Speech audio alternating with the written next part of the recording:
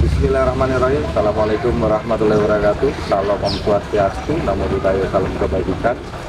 Perkenalkan, saya Rianto yang biasa disapa alias Ameng, Sekretaris DPD KNPI DKI Jakarta, di bawah pimpinan Ketua Nadia Yuliana Putri.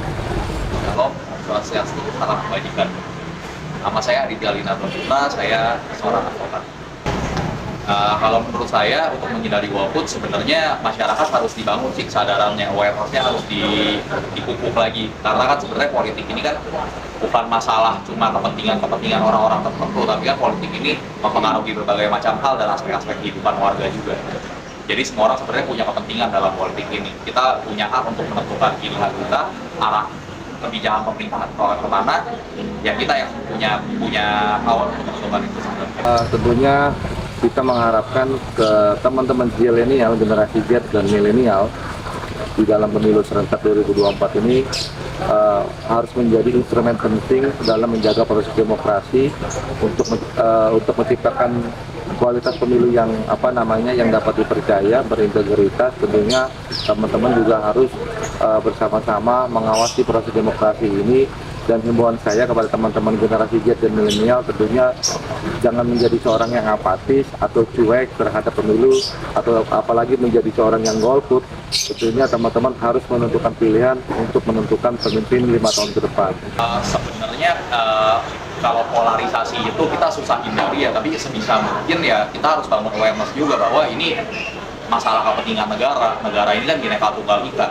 Jelas di bawah Pancasila itu ada tulisannya Bhinneka Tunggal Ika. Jadi ya sebenarnya perbedaan itu hal yang harus bisa kita terima sih, bukan hal yang harusnya malah memecah belah jadi faktor penentu pilihan kita. Sebenarnya kan ini urusan negara, urusan kepentingan orang banyak. Jadi faktor penentunya adalah visi misinya, kinerjanya, sama komitmennya seperti apa, bukan masalah politik identitas. Dan kita juga harusnya sih udah bisa belajar dari pemilu-pemilu sebelumnya, apalagi pemilu 2019 dan pilkada 2017 DKI Jakarta. Kita udah lihat semua efeknya itu jelek, jadi seharusnya kita udah mulai aware di soal hal gitu.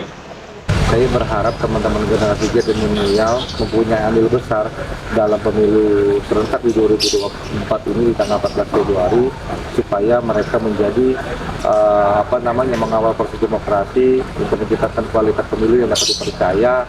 Itu yang pertama. Yang kedua, jadilah instrumen penting dalam bagian proses demokrasi ini. Dan teman-teman, saya berharap untuk jangan golput dan tolak politik uang pada tanggal 14 Februari nanti.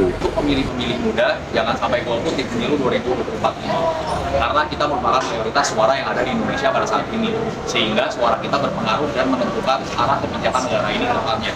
Tentunya sebagai orang muda kita pasti ingin negara ini jadi negara yang maju dan disegani di dunia internasional, sehingga jangan lupa datang ke TPS 14 Februari ini dan gunakan hak suara kita.